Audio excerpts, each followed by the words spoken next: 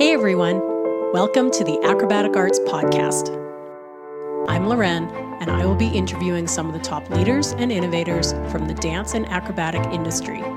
If you are a teacher, performer, student, or a lifelong learner like myself, you are sure to find these episodes intriguing and full of inspiration. Acrobatic Arts is passionate about providing current and relevant information for everyone. So please, sit back and enjoy as we share our passion with you and the world. In this episode, I'm talking with Angela Kim. Angela is a professional figure skater, contortionist, aerialist, and founder of Balanced Skaters. I hope you find this interview as interesting and motivational as I did.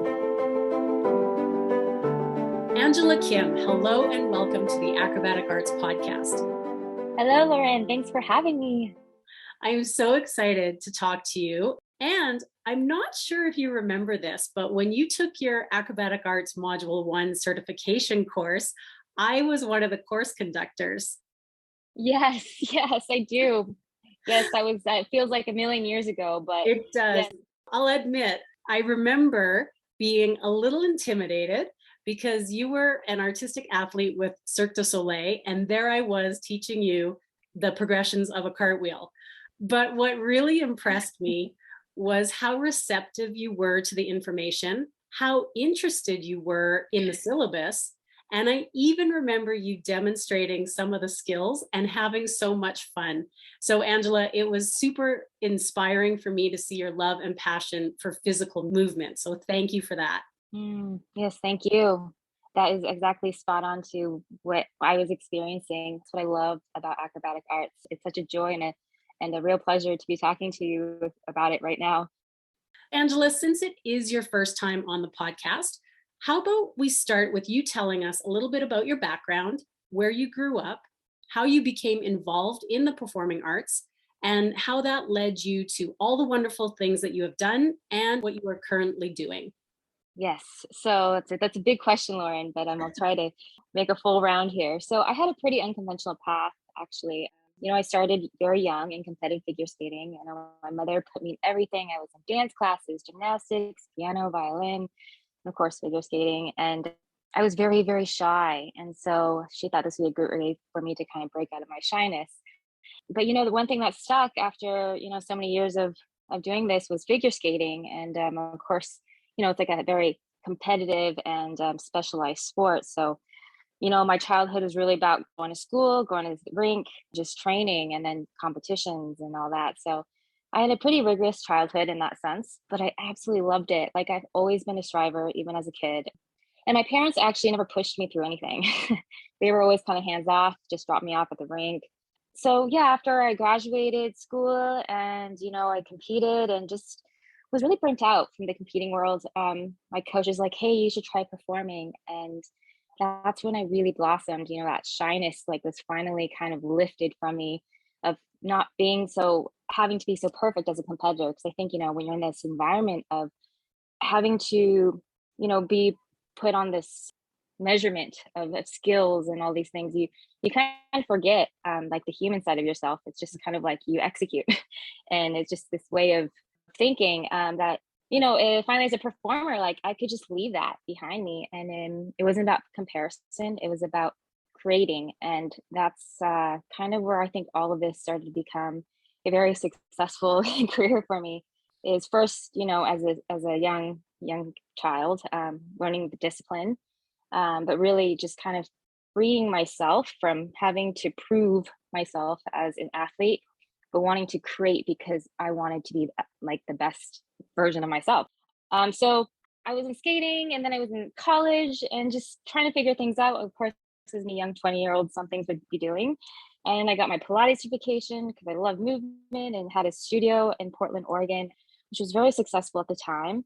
Also teaching figure skating and doing a lot of off-ice training with them. And then I went to Verikai, which is like a Cirque du Soleil show back in 2008. And just fell in love, just was so enamored that I went, I think 3 to 4 more times while I was still in the same city, I was still in Portland. I was like, that's it. This is what I want to do. So I Googled, circus classes. And back in 2008, they were not as prevalent. I mean, really, it was just like maybe one school in the whole US, which was Circus Center in San Francisco. So here's me just buying a ticket to San Francisco and like walking into this Mongolian contortion class. And I had no idea what I was really walking into, but I just had this very strong fascination with stretching and bending and how beautiful the art of how the potential of what the body can do. And so here's me at 26, 27 years old, wanting to learn the art of contortion, and met a very special teacher named Serchma Biamba. I believe she's one of the very first teachers to teach Mongolian contortion in the US. She had this really magical way of coaching where she pushed me in a very intense kind of Eastern European way, if that makes sense. She Yeah. comes from a very strong discipline, but then was also very kind-hearted and just truly believed in my potential. And to teach contortion to adults really wasn't a thing back then. It was kind of unmapped territory. It was an interesting kind of dynamic, to say the least. And 3 years later, here I am sitting on my head, and just like contortion was a lifestyle for me. It was just something that I had to do every day. And then, of course, I really was involved in circus at the time, started doing more aerial, and I decided to put all three together. And that's what kind of put me on the map in terms of branding myself as a performer who was able to do something different. I wouldn't say I was like the person who started aerial skating, but in the US especially, it wasn't really something that was done. I maybe seen like a couple old school videos on YouTube from like Russians back, I don't know, Right. back in the day in like traditional circus. So just been a very excited person. I've always wanted to like do things that were different, innovative, and mix that with a lot of hard work and optimism. And that's how my career kind of began, and it just kept going. So like I said, it was the unconventional, and I feel like the common thread was really just loving what I did and Right. just going for the things I wanted. I always think it's so amazing, and it really touches my heart when people have a passion for something and then it turns out to be their career and they just love it. We all know the saying that if you love your work, it's not work anymore. That is magical, in my opinion. So you put the three together, the aerial work and the contortion and your skating. I never even knew about aerial skating until I probably met you. And so we have to pat you on the back for just making it possible for everyone to think of new things, which is always great. Angela, a few things about what you said really inspired me. I can't believe you started contortion at, was it age 26? Yes, yes. At 26. um, I think it's still wild when I say it out loud. And I say it often actually to my students because I think it is a good point to believe that you are capable. It's not like Mhm. you have to be young to do it. So I was really, really ambitious. I remember when I even started circus, I knew I wanted to do it at a professional level. Like I always took myself very seriously in my training. I think that was because I was a competitive figure skater. But I took that training mentality and poured it into contortion and just a lot of hard work. I was not naturally flexible. I'm not have any kind of hypermobility kind of genetics in me. I was a very strong and powerful skater. I was a jumper actually. My muscles were really developed in a way that wasn't really, it wasn't wasn't really meant for like these long like contortion movements, or just even like the hyper flexibility that it needed. I actually came to Searchman with no splits. Forget square splits. I had no splits. So I really started from scratch. There was no real big physical overlap other than kind of having a hard head and wanting to do something. So, I'd stretch 3 hours a day, and I think back at that time, I kind of cringe a little bit because we know so much more about stretching and movement, the physicality of what actually it means to stretch your muscles and your tendons and your ligaments. And there's like ways to do that in a very scientific and safe way. None of that really applied back then. With so much respect to Surshma and the tradition of contortion, it works, and it was respected. And so whatever Surshma had us do, it came from a place of respect and tradition of what they did in Mongolia. So with that said, it was a long journey, and always like 2 steps back, 3 steps forward, like with any kind of training regimen. But it was just the pure dedication, I think, that was the biggest success, along with being able to kind of withstand kind of that harsh training. It was just a lot of fortitude and just belief. And I am appreciative of Searchman for that, because as a coach, being a student, you really rely on your coach for those moments of like, doubt of yourself, to remind me that like it's possible. Anything's possible with hard work. And so she just had that magical touch. Like I said, it was a tough road for me. I had to work real hard for my hips to open, my shoulders. But considering how late I started, I'm pretty proud of myself how far I actually got with it. And I probably would still have continued if it wasn't for my hip problems that started happening. Wasn't necessarily because of contortion. It was just the activity that illuminated my problems that I didn't realize I had since a child, which was a genetic abnormality that wasn't properly diagnosed. Kind of like the game changer for me in my career. Yeah, Angela, I did want to touch on that a little bit because I know in dance and acro, we sometimes come across a lot of students who have some hip problems or might even have hip surgery. So, can you tell everyone sort of what happened and how you recovered? Yeah. So I was diagnosed with something called FAI, it's femoral acetabular impingement.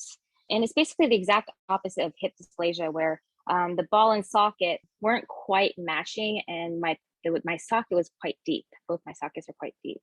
So it almost felt like bumper cars in my hips when I went into end range. That's everything contortion. And skating as well, there's just a lot of compression and a lot of end range movements that happen. And I remember when I was little, of course, I didn't want to recognize it. I was just like, oh, it's normal. And I would just push through the pain. And I had zero internal rotation and all external rotation, and I was praised for it. But in fact, like that was really a compensation pattern that nobody really caught. They just thought it was just kind of like this weird, wild thing that I had. Mhm. And I started to have problems. Like, I went to the doctor, just like, things just don't feel right, and had MRIs.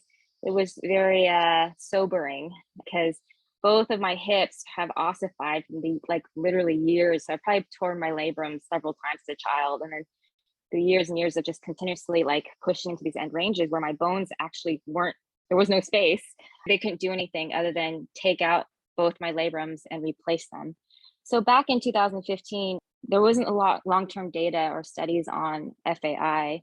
It's a little bit of an unknown thing. To put more perspective on it, I was one of two people in that year to have this kind of surgery done, where they took out 2 inches of my T-band, rolled them up and made a little gasket and reharvested it as my new labrums, which is basically like the section of your hip, or your hip bone into its socket. So it was a miracle. And I really had such a lucky team of surgeons and people to help me rehab. But I was off my legs for a good year, different from like a hip replacement where they want you to walk. It was a very kind of just tedious, long, long rehab to be able to walk again. So I learned a lot about hip health and what it meant to keep my hips healthy after that. I guess my takeaway from that experience is when a student says, this is painful or this hurts, to really listen. Kind of easy to kind of like, oh, it's fine. You just have to breathe, and it's actually, is something that I wish I was more aware of as a child, and to be able to speak up and say that something hurts, and not feel like I was being punished for not doing something. So yeah, I always wonder if this was something that was diagnosed, or some coaches were able to kind of identify at some level. If this would have changed my path a little bit. But yeah, definitely. How old was I? I think I was like in my early 30s when they discovered my diagnosis. Right. So you were in your early 30s and you had two hip surgeries, and it took you a year to recover. So then what happened with everything? Yeah, I lived a very normal life. I was coaching full time, and I was living in San Francisco. I think I even took like a couple pole classes just as like some fun, like, getting some exercise in. But it was tough that year. Like I had to let go of a lot of my ego, a lot of my identity, because my identity was circus and movement. And it was definitely a year of just of a lot of reflection on that. But yeah, I moved on, and then next thing I know, I wake up and I'm reading my emails, and here's Cirque du Soleil asking me if I'd be available for their new creation of Volta in 2017. That was just wild because I auditioned for Cirque 8 years before then. So I was in their database, and it was just that one moment where they probably, looked up figure skater, aerialist combo, and there I popped up in their system. So it was wild. I actually think I burst into tears reading the email in complete shock because it was such a huge dream that like I let go of after my surgeries. Right. And so you get the email and start crying with happiness. And then what? You jump on a plane and Oh yeah, no, yeah, I wasn't in shape, definitely not in that type of shape. It's been like, I had this major bilateral surgery, and I wasn't really doing anything. So I had 6 months where I just went into like Rocky mode training to get myself back into shape. And it had to be done in a very smart way because of my hips. And I was just very kind of, my surgeon's like, oh, they'll be fine, just keep them strong. And so, I just kind of put that athlete hat back on, and really put my 1,000% in it. Cause like, what an opportunity of a lifetime to be part of the Cirque du Soleil stage. And on top of that, a creation. So I flew out to Montreal, and, we are at headquarters for 8 months through this very rigorous process of creating this show at such a large scale with so much pressure, not just on my shoulders, but the whole team. That you felt this exciting energy, but it was also a very kind of intense energy to really step up to the plate when you had to. So it was a beautiful experience, but it was also a very challenging experience. Probably one of the hardest things I've been through, actually, for many different reasons. I felt very lucky to have that under my belt.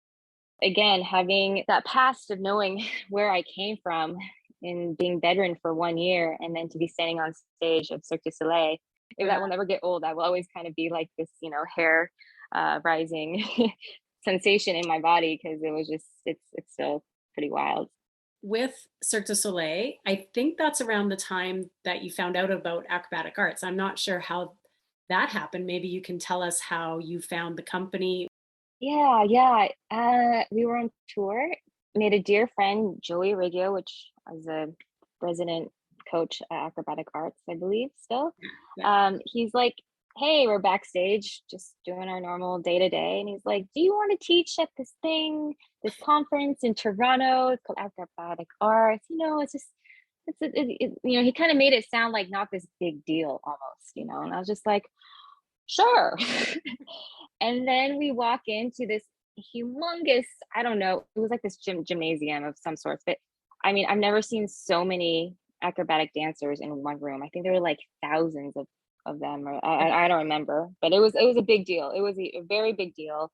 I was just amazed at how organized and the structure of it, and just had so much fun with the kids, so much fun. And it was like a different breed from figure skaters in some sense, because it wasn't quite circus, it wasn't quite my figure skating background. It was this kind of amalgamation of acrobatics and dance and contortion and all that. I was intrigued. I was really intrigued. And once I met Mandy, she was just such an inspiration for me. Our relationship just built from there. And that's when I met you, and I took the module one teacher training. Just really attracted to the structure of acrobatic arts, and of course, being from that background of structure and competition, like I understood the importance of it right away. Kind of have acrobatic arts in the kind of my side periphery until balance skaters came. Maybe tell everyone what balance skaters is and how it came about. Whew, it still tickles me a little bit. Okay, so a little backstory. I don't think Mandy knows this. Maybe she does. I wanted to teach for acrobatic arts, and I was like saying like, I know I'm not like an acrobat teacher. I'm not a dance background, but like I really love the process of what you've done, and like the pedagogy behind it, and so that's kind of how it began. And the more we talked, I think I went to her adjudication program, during one of our breaks, I was like, Mandy, figure skaters need this. And she's like, yeah, they do. Make it. And like, I looked at her, I'm like, no, no, no, no, no, no, no. Like, that can't possibly happen. But of course, like, she planted the seed, and then, here's me like pondering about it, and then was able to start extrapolating these ideas of what I would want to see from it, and like my intentions behind of it. And it just grew. It was never a burning desire, to be honest. It was kind of like this pie in the sky idea for me.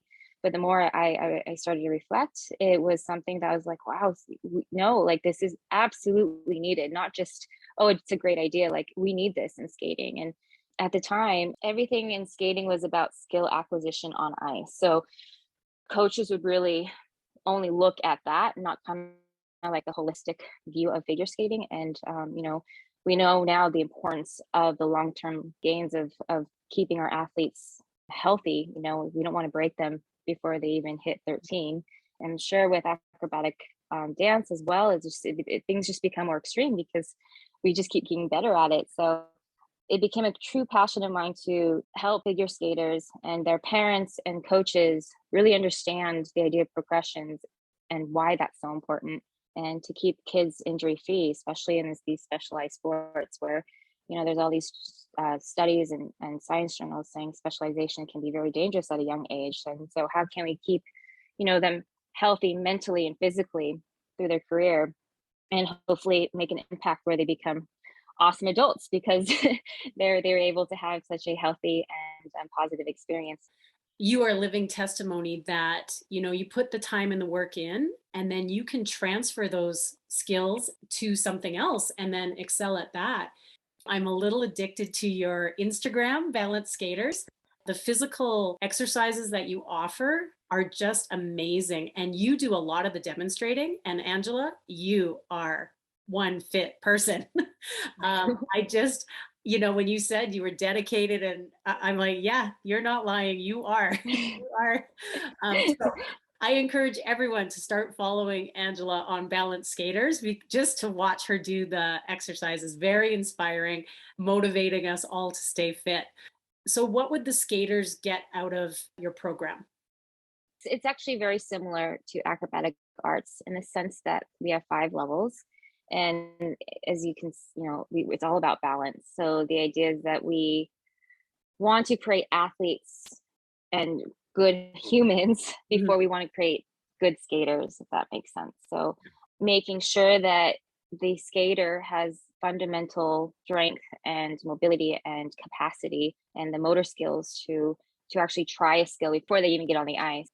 A lot of the times, kind of like in the old school skating mentality is you just jump and you fall and you do it again. Fall, you do it again. And you would fall like 100 times, over the week. And it's just not great on the body.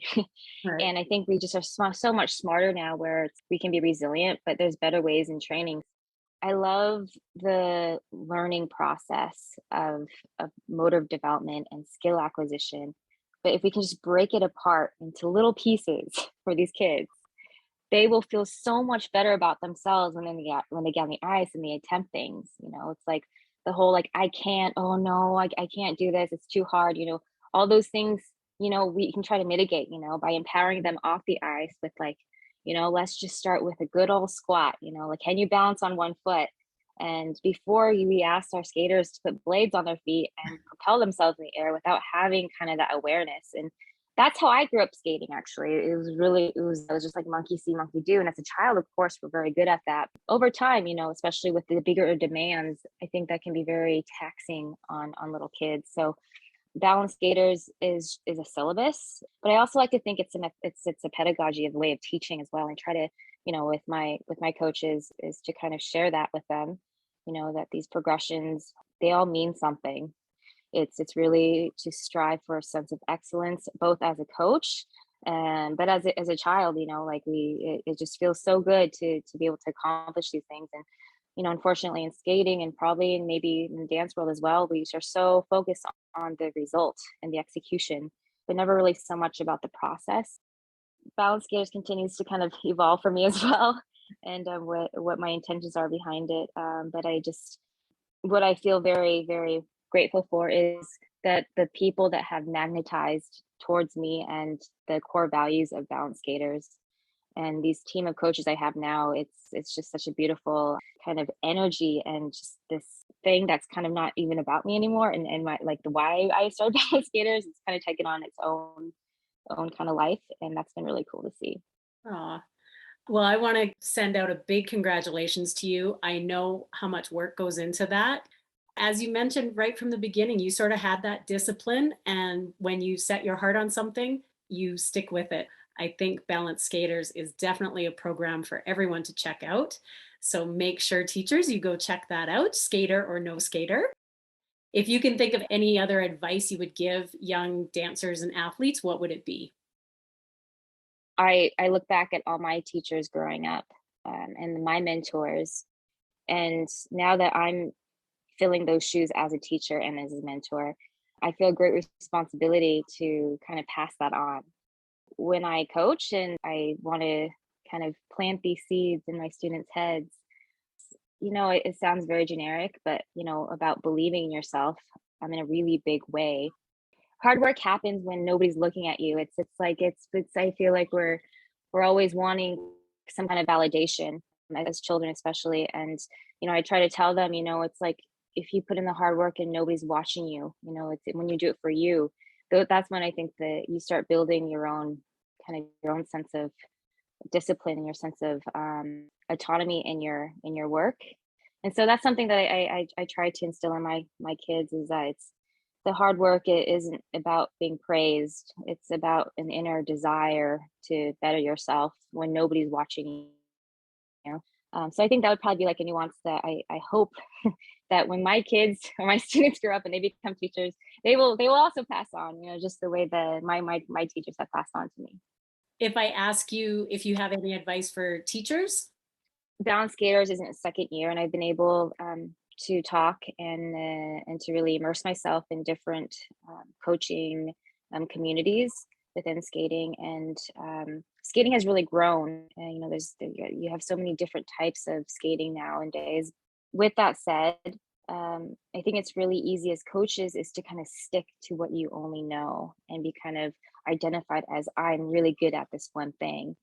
And although that is great, especially in like such an intense sport where you do carry a lot of responsibility as a coach, I would recommend coaches to step out and of your comfort zone and be a beginner again. Even if you may feel stupid or like you feel vulnerable, I think it's important to put on the hat of I just want to learn and not like I know everything as a coach. And that we should always be long-term students, even as a coach, because the science is changing, the way we coach is changing, elements are changing, and the whole sport is evolving so quickly. We need to keep up with the times.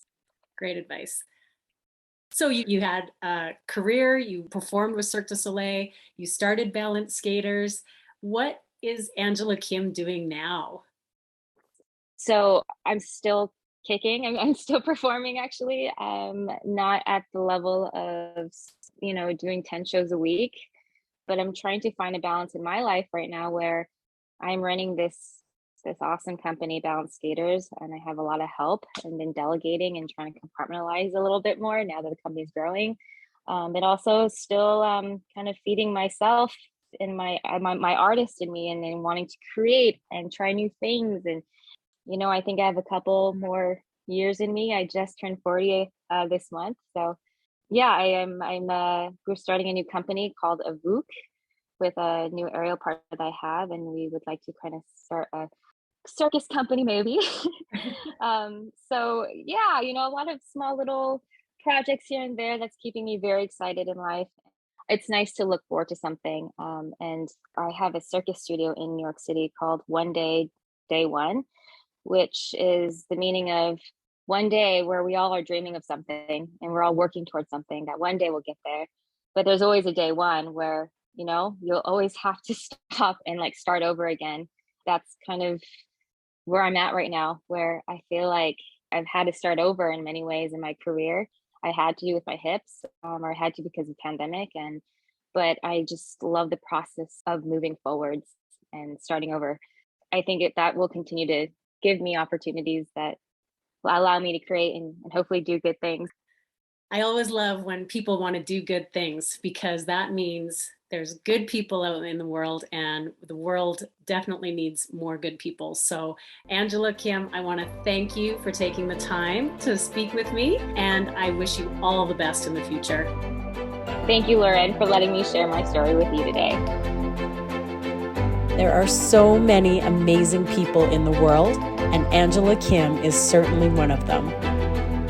If you have a topic that you would like us to explore further, please send your ideas to podcast@acrobaticarts.com. Thanks for listening, everyone, and have a great day.